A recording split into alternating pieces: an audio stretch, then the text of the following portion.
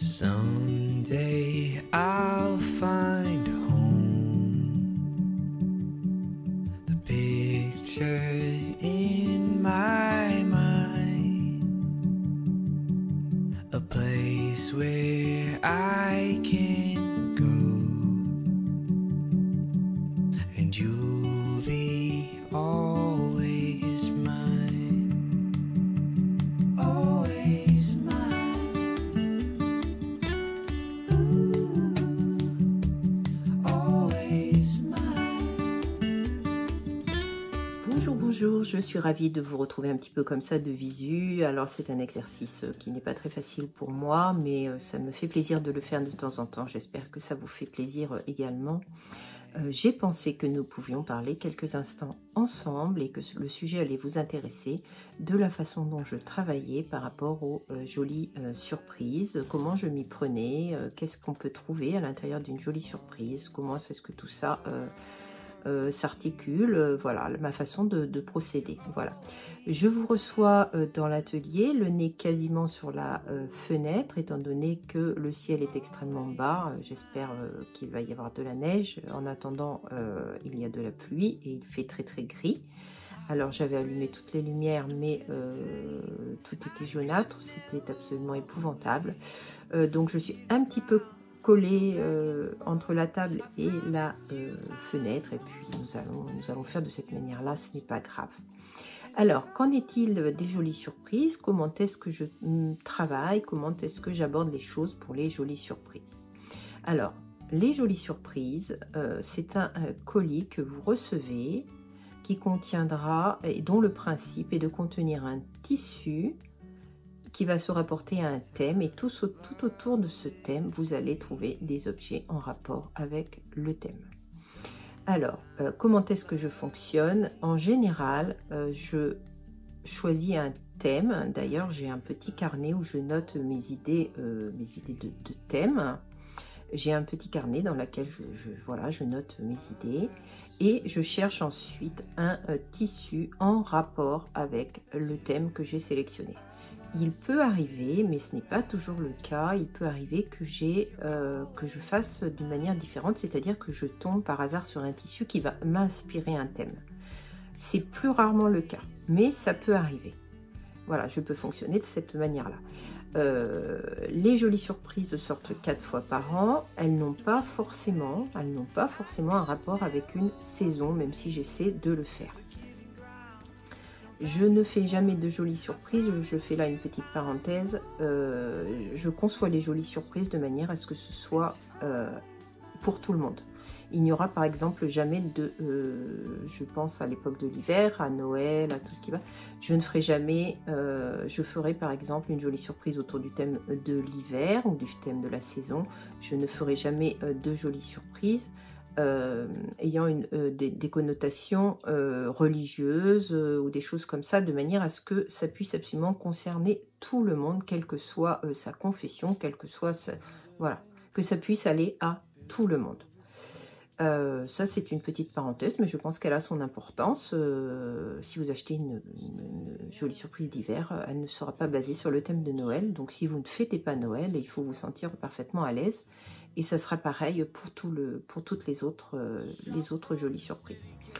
Voilà, ceci étant dit, une fois que j'ai mon tissu, comment est-ce que ça se passe? Le principe, c'est donc de recevoir un colis qui, autour de ce tissu, eh bien, sera composé d'objets, et en général, il y a également un kit créatif. Une fois que j'ai commencé à sélectionner mon thème, et ça je le fais bien en amont, je commence à rechercher des objets. Alors c'est une recherche qui est longue, que je fais aussi très en amont. Il peut m'arriver au hasard de mes recherches de tomber sur quelque chose par exemple, et je me dis je vais conserver cette idée. J'ai des dossiers sur mon ordinateur où je conserve certaines idées pour une hypothétique future box sur un certain thème. Voilà, je garde des idées, mais en général je les cherche, et c'est quand même un travail aussi de longue haleine, il me faut chercher. J'essaie toujours de rester dans mon idée première de travailler avec l'Angleterre, hein, quand c'est possible. Je dis bien quand c'est possible parce que pour des raisons financières, ça reste compliqué. Ça reste compliqué. L'Angleterre, les États-Unis aussi, ça reste compliqué parce que les frais de port sont très élevés. Ce qui fait que vous avez des choses quand même qui ont un surcoût. Toutefois, ça permet d'avoir accès à des objets, d'avoir accès à des choses qu'on ne va pas trouver facilement ailleurs. J'essaie d'équilibrer maintenant de manière à maintenir un coût que je pense abordable, j'essaie d'être équilibrée, c'est-à-dire de mettre certains objets qui viennent d'Angleterre, parce que ça reste quand même mon idée première et ce qui me tient beaucoup à cœur, hein, de travailler avec des produits anglais.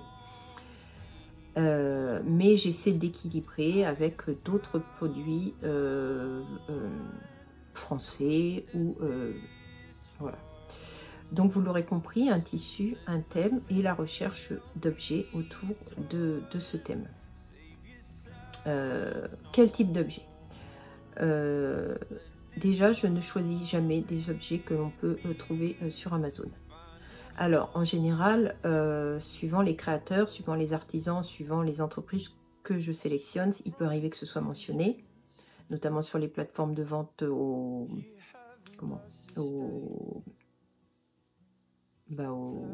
commerçants. Il peut arriver que ça ne soit pas le cas, donc je fais la recherche moi-même pour vérifier si un produit n'est pas vendu sur Amazon ou sur des plateformes similaires. J'ai toujours à cœur, quand c'est possible, de trouver des choses qui soient éco-responsables, je favorise les petits artisans, je favorise les petites structures, je favorise ce qui est à taille humaine, de manière à encourager le travail le travail des artisans, le travail des petites structures.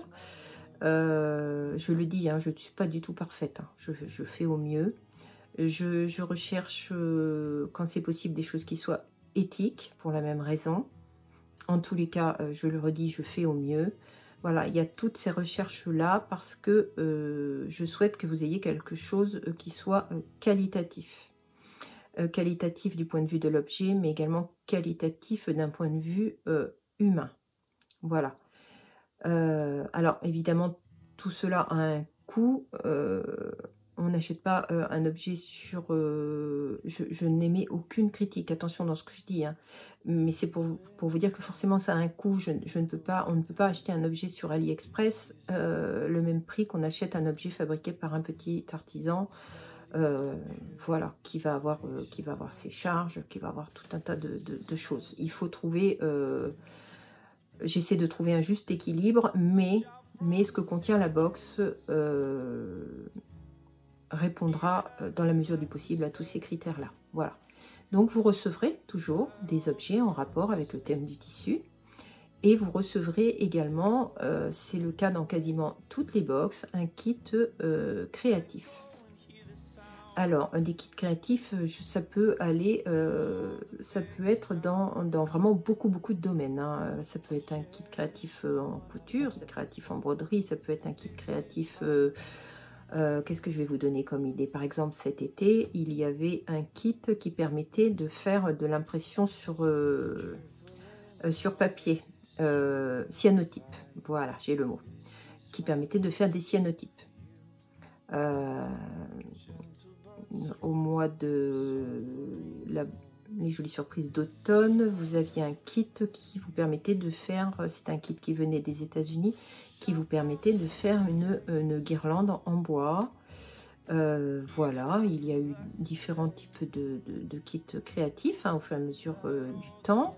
Alors évidemment, au bout d'un moment, vous finissez par un petit peu retomber dans le même sorte de kit. Alors pour l'instant, moi, ce n'est pas encore le cas, mais il me semble qu'un jour, ça va se passer comme ça. Mais vous pouvez retomber sur le même type de kit. Je vais vous donner un exemple, un kit de couture.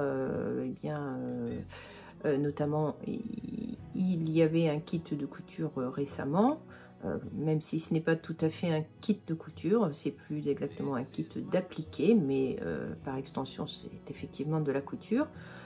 Évidemment, un jour, il est possible qu'un nouveau kit de couture soit présent dans une jolie surprise, mais ça sera bien entendu un autre type de couture ou un autre objet, voilà.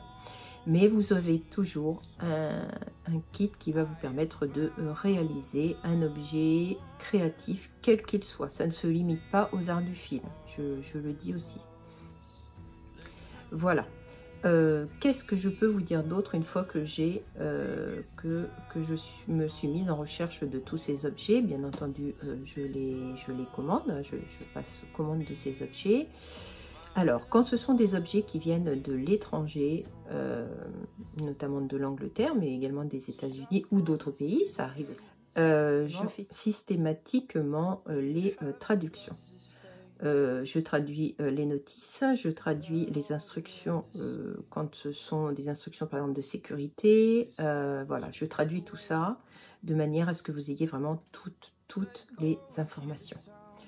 Alors, quand il y a un kit aussi, il peut arriver que je le réalise en amont.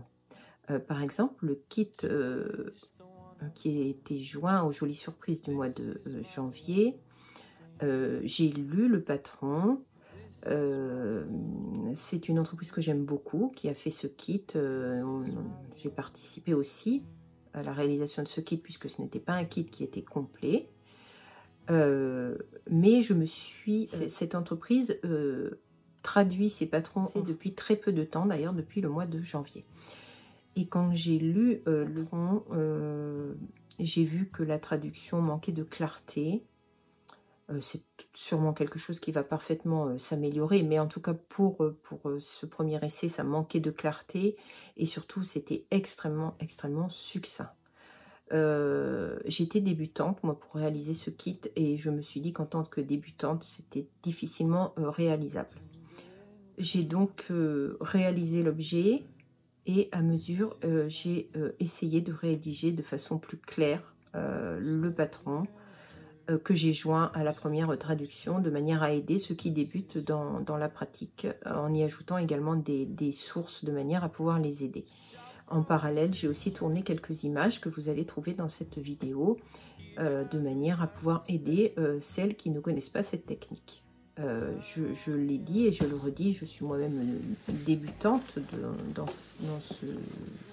cette réalisation et j'ai réussi, donc il n'y a pas de raison que vous ne réussissiez pas. Voilà quelque chose que je peux être amenée à faire sur une jolie surprise. Alors, je rédige ça. Comment ça se passe aussi? Chaque jolie surprise, je l'ai dit, rédigée tourne autour d'un thème et d'un tissu. Je rédige également des textes pour chaque jolie surprise et une manière de présenter la jolie surprise. En général, vous avez un cheminement, donc il y a rédaction des textes et impression des feuilles, de manière à ce que vous puissiez, je l'ai dit, avoir un cheminement qui va vous permettre de découvrir votre jolie surprise. Il faut savoir que l'entièreté de ce qui est contenu dans la jolie surprise sera emballée. Quand on parle de surprise, quand vous allez ouvrir votre boîte d'envoi, les objets ne seront pas visibles à l'œil nu. Vous aurez souvent eh bien une façon de les déballer et d'aborder votre jolie surprise en suivant le thème. Vous avez toutes les instructions à l'intérieur et bien entendu, vous trouverez toutes ces instructions dès le début de manière à vous permettre d'appréhender votre jolie surprise de la bonne façon. Attendez, je vais bouger un petit peu ça parce que la luminosité descend. Voilà. Voilà un petit peu comment je travaille. Effectivement, c'est une somme de travail qui est quand même assez considérable. Entre la rédaction, l'emballage, les traductions, l'emballage. Je vous l'ai dit, chaque objet est emballé de façon individuelle. Donc évidemment, ça représente aussi un coût, hein, le fait que ce soit emballé de façon individuelle. Alors, j'essaie quelquefois de travailler avec des choses que j'ai déjà. C'est pas toujours le cas. Je réalise beaucoup par moi-même de manière à essayer de faire descendre les coûts. Mais c'est un gros travail d'emballage aussi. Alors, qu'est-ce que je pourrais vous donner comme autre information? Oui, pareil, je pense à un petit quelque chose, là, j'y pense à l'instant, quand une jolie surprise contient quelque chose qui soit consommable. Si, pareil, si le produit n'est pas français, pardon, si le produit n'est pas français, je vais mettre une traduction des ingrédients de manière à ce que chacun puisse éventuellement tenir compte de certaines allergies. Je vais toujours favoriser les produits qui puissent éventuellement convenir à tout le monde. Par exemple, s'il y a des gâteaux, c'est presque toujours le cas, je vais prendre quelque chose qui soit vegan. Pourquoi? Parce que quelqu'un qui n'est pas vegan veut parfaitement consommer quelque chose qui est vegan, mais l'inverse n'est pas possible. Lorsque je mets des choses à base de chocolat, je vais faire attention à ce qu'il n'y ait pas de lait, de manière à ce que vous puissiez ajouter votre propre lait. Vous voyez, j'essaie de tenir compte de tout le monde, qu'il n'y ait pas quelqu'un qui se retrouve avec un produit qu'il ne soit pas en mesure de consommer. Ça, je fais au mieux, et comme je vous le dis, je mets toujours les traductions aussi de ça. Alors, qu'est-ce que je peux vous dire encore sur les jolies surprises? Je vais consulter mes notes. Ah, je vais revenir, je vais faire une petite parenthèse sur le tissu. Le tissu qui est contenu dans la jolie surprise, il peut arriver que quand il y ait du reliquat, les reliquats soient mis en vente dans la boutique. Ce n'est pas toujours le cas. Mais il y a une chose qui est certaine, c'est que vous ne recevrez jamais dans une jolie surprise un tissu qui soit déjà en vente dans la boutique. Jamais. Le tissu est acheté spécialement pour la jolie surprise et sera réservé à la jolie surprise. Vous voyez par exemple le reliquat.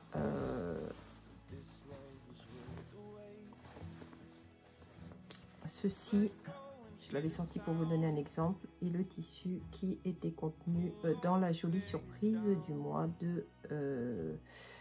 d'octobre, voilà, de l'automne. Voilà. Là, il y a un très joli reliquat, mais le reliquat, je l'ai gardé pour moi. C'est pas bien, hein, mais il est trop joli. Également, j'ai perdu le fil de mon idée. Alors, je vous ai souvent parlé du fait que je souhaitais arrêter la box, que j'avais pensé l'arrêter. Tout simplement parce que je l'ai dit, et je ne suis absolument pas en train de me plaindre, mais par rapport à la somme de travail, par rapport à l'engagement, par rapport à tout ce que représente une jolie surprise, c'est clairement quelque chose sur lequel je ne fais pas de bénéfice. Alors, je ne perds pas d'argent, je l'ai déjà dit, mais alors quand j'en gagne, c'est extrêmement peu. C'est très peu. Voilà. En tout cas, ça ne représente pas, et de très loin, la somme de travail que représente une jolie surprise. Je ne sais pour l'instant pas comment changer les choses, puisque je ne me vois pas diminuer le nombre d'objets et je ne me vois pas diminuer la qualité de ce que j'essaie de mettre à l'intérieur, de manière à ce que vous ayez vraiment quelque chose de qualitatif. J'oublie certainement en plus des choses qui sont dedans, ou du travail. Je n'ai peut-être pas pensé à tout vous dire. Je voulais surtout vous expliquer comment j'abordais les choses, comment les choses se présentaient, comment est-ce qu'on faisait comment est-ce que je faisais de manière à travailler autour d'une jolie surprise. Je me reviens à l'instant, là, le fait, par exemple, vous savez, le papier de couverture que j'utilise de manière à présenter la box, c'est quelque chose qui s'achète à l'unité, c'est quelque chose qui est qualitatif et qui coûte entre 2 € et 3,50 € la feuille. Vous voyez, ce genre de choses. À la box d'automne, j'ai fait venir le papier d'emballage sur Anne et Pignon Vert, je l'ai fait venir des États-Unis. D'ailleurs, il m'en reste une quantité considérable, puisqu'il y a eu, je me suis trompée, figurez-vous, ça c'est tout à fait une parenthèse, je me suis trompée dans ma commande, je n'ai pas compris ce qui étaient les mesures mentionnées, j'ai une quantité, j'ai une réserve que je n'utiliserai pas. Si vous avez des cadeaux à faire sur Anne Green Gables, ne vous gênez pas, contactez-moi. Hein. Je rigole, mais j'en ai, je ne sais absolument pas ce que je vais faire de cette quantité. Bon, ceci est une parenthèse. Voilà, une dernière petite chose concernant la box. Vous m'excuserez, je me rapproche de la fenêtre parce que je pense que la nuit tombe, et pourtant il doit être environ 16 h. Mais voilà, je suis bientôt le nez sur l'écran. Je fais toujours une petite vidéo aussi, je voulais vous le dire. La petite vidéo de présentation que je fais contient toujours des indices qui vous permettent de savoir ce qu'il y a dans votre jolie surprise.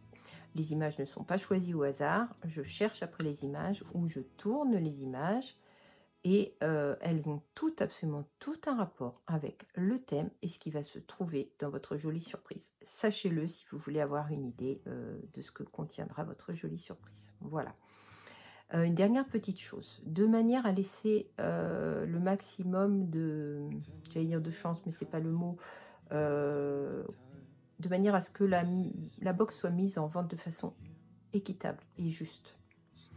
Je ferai dorénavant des précommandes que j'annoncerai à l'avance. C'est-à-dire que j'annoncerai surtout dans la newsletter, je l'annoncerai sur Instagram et je l'annoncerai sur YouTube. Je dirai à telle date et à telle heure seront mis en ligne les précommandes pour les jolies surprises. Ça laissera aux personnes qui les souhaitent le temps de se préparer, de noter la date éventuellement et de se préparer. Ne pas être prise par surprise, peut-être certains travaillent si je le mets le matin, enfin, voilà. Le sachant à l'avance, peut-être il sera possible que ces personnes-là puissent s'organiser, demander à quelqu'un de passer la commande pour eux. Enfin, il y a beaucoup de moyens. Mais en tout cas, ça sera annoncé en amont de manière à ce que ça soit proposé de façon beaucoup plus équitable pour tous. Je vais essayer de faire comme ça. Je vais faire comme ça. Définir exactement encore de quelle manière, je ne suis pas tout à fait encore, ce n'est pas encore tout à fait clair dans ma tête, mais en tout cas ça se passera de façon différente et je le souhaite, je le redis, dans un souci d'équité pour tout le monde. Voilà, écoutez, en tous les cas, je vous remercie encore pour l'accueil que vous faites aux jolies surprises et je reçois des mots de remerciement mais qui me touchent mais énormément. Et croyez-moi, ce sont vraiment ces mots de remerciement et la façon dont vous recevez et la joie, je l'espère, que vous apportez les jolies surprises qui font que j'ai vraiment envie de continuer à faire des jolies surprises. Et sachez que je suis déjà en train de travailler sur les suivantes. Voilà. Je ne vais pas vous dire quand est-ce qu'elles sortiront. Elles sortiront de toute façon au printemps. Il y a toujours une jolie surprise pour le printemps. Et grosso modo pour le mois d'avril, voilà. On va se quitter là, je vais vous laisser pour la suite de la vidéo parce que je pense que nous allons finir dans le noir le plus complet et vous allez bientôt me voir les trous de nez sur l'écran, donc voilà. Je vous dis à très bientôt et puis je vous laisse pour la fin de cette vidéo.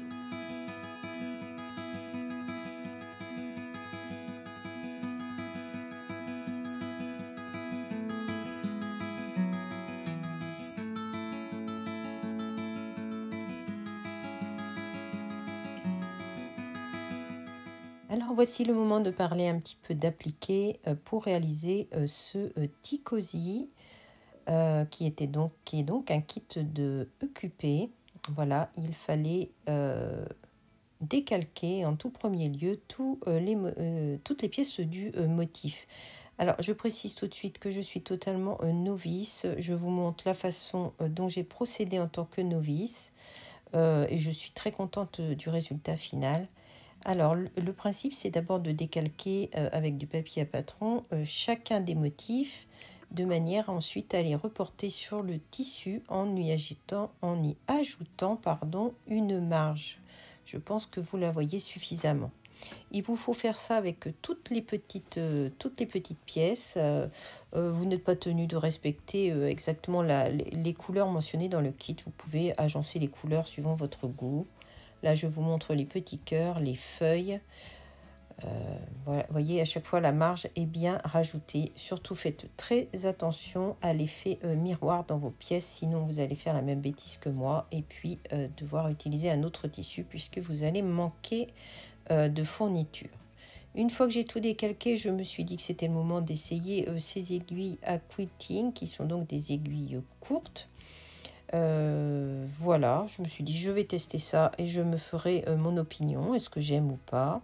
Vous voyez que j'avais sorti tout mon petit bazar et puis je me suis lancée et je dois préciser, je me suis lancée avec beaucoup de plaisir. Alors j'ai d'abord fixé la première pièce sur le tissu de fond. J'ai retourné la petite marge et j'ai fixé l'ensemble avec des tout petits points. Alors, concernant les points, j'ai regardé de nombreuses vidéos, le point ne se fait pas tout à fait de cette manière-là. J'aurais dû le faire de façon beaucoup plus invisible. J'ai fait des essais, je n'y arrivais pas bien, donc j'ai décidé que tout simplement mes points seraient visibles et que ça ferait partie du charme de ce que j'étais en train de faire. C'est aussi quelque chose que vous pouvez faire. Et vous verrez un petit peu plus loin que j'ai essayé plusieurs techniques de manière à les laisser visibles. Voyez, vous prenez, à mesure que vous avancez dans l'ouvrage, vous retournez sur la marge que vous avez tracée de manière à former une jolie bordure.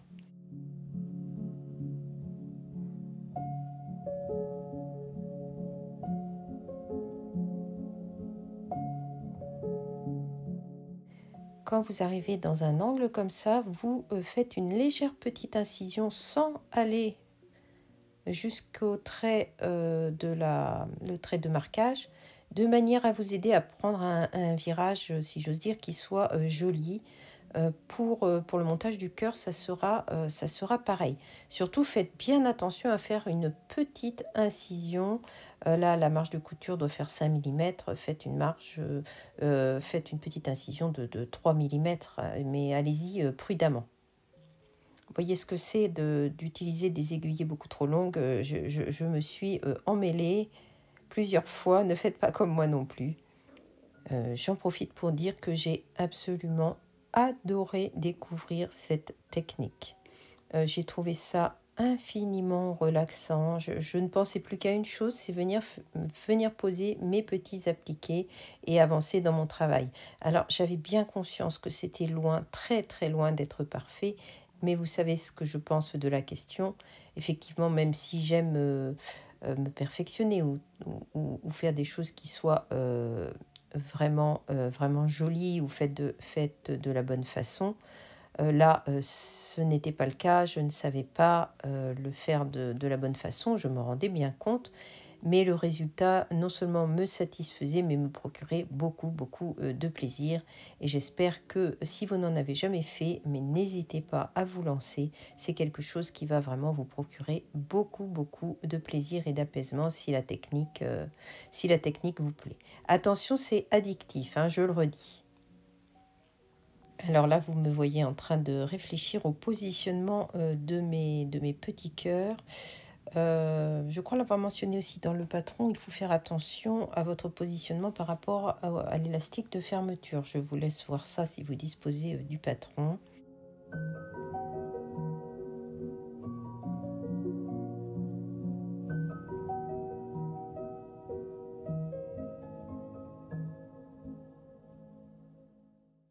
Alors, pour m'aider, parce que les pièces sont assez petites, il faut bien le dire, je me suis servi de colle à patron. De colle à tissu, de la colle à appliquer. Voilà, alors j'en mettais sur la pièce, sur le centre de la pièce, que je collais de manière à laisser libre la petite marge et à me permettre de coudre sans problème, enfin de la retourner sans problème, j'espère être claire. L'usage de cette petite colle m'a beaucoup aidé parce que je le redis, les pièces sont vraiment très petites. Donc ça vous aide si vous voulez à bien la maintenir en place pendant que vous faites votre couture. Je ne peux que vous conseiller la colle à appliquer.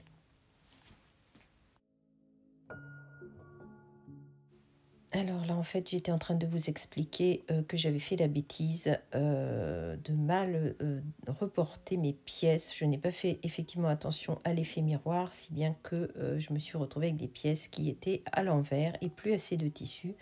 J'ai donc utilisé des chutes de tissu à moi. Donc faites bien attention. Alors, qu'est-ce que je pense de ces aiguilles courtes? Alors, j'ai bien compris le principe. Quand vous avez plusieurs épaisseurs, le fait que l'aiguille soit courte au molletonnage permet effectivement d'avoir un mouvement beaucoup plus fluide. Vous n'êtes pas gêné par la longueur de l'aiguille. Moi, je ne les ai pas aimées du tout, je ne vais pas vous le cacher.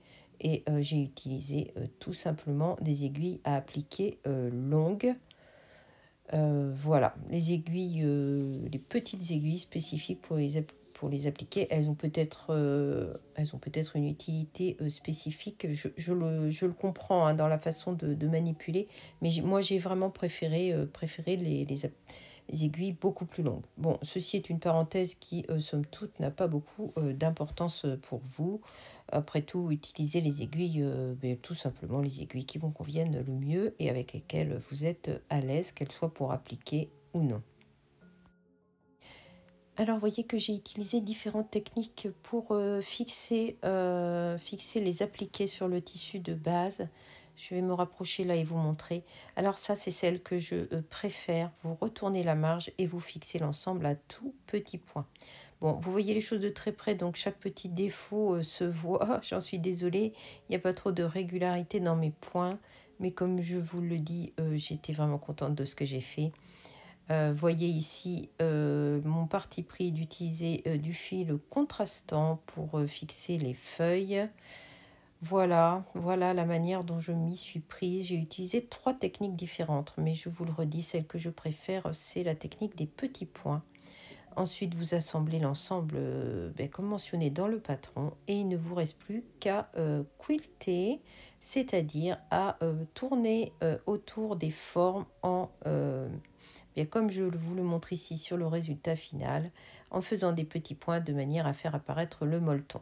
Là, je n'avais pas tout à fait fini, mais j'avais besoin de vous montrer pour le film. La poussière, c'est cadeau, elle apparaît beaucoup à la caméra. Vous voyez, c'est molletonné, c'est moelleux, ça tient la tasse au chaud. C'est un objet que j'aime énormément.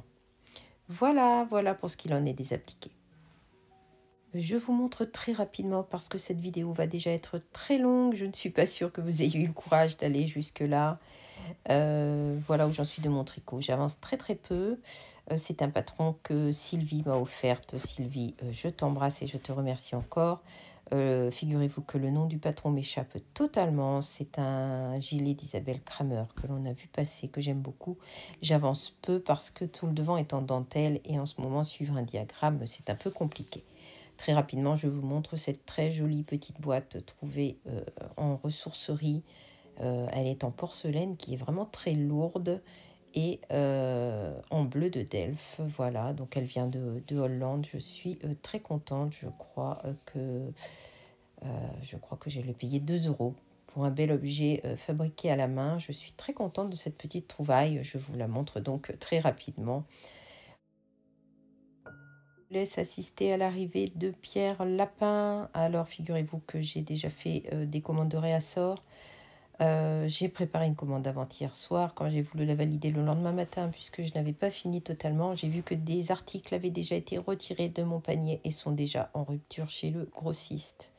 Donc je ne sais même pas dans quelle mesure je pourrais avoir du réassort. À part peut-être sur certaines références de tissu au mètre, mais je suis contente de pouvoir également avoir du tissu au mètre. Ça vous permet de pouvoir éventuellement faire des ouvrages un petit peu plus grands. Voilà. Ça reste compliqué, mais je suis toujours très motivée pour la faire Pierre Lapin, vous le savez. Un envoi de chez Bell & Bow est arrivé. Je vous parle très brièvement de ce très beau tissu licorne. Un tissu très doux, très joli, qui invite totalement à la rêverie et qui fait la part belle à l'imagination. J'ai pensé immédiatement à ces 2 petits vernis dans les tons que je viens d'acheter pour ma petite fille qui serait totalement ravie de voir ce tissu. Alors je dis pour les petites filles, mais c'est aussi pour tout simplement pour ceux qui ont encore envie de rêver à des mondes imaginaires et à toute la magie qui va avec.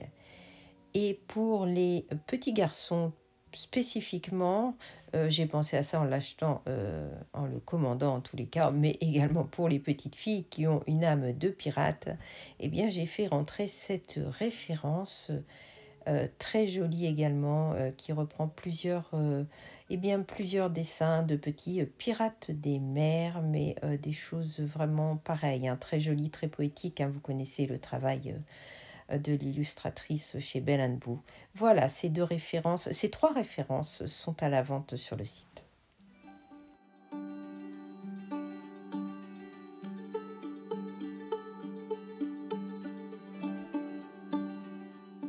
Je n'ai pas avancé ma robe, figurez-vous, mais j'ai fait 2 petites coutures utiles qui étaient en souffrance depuis longtemps.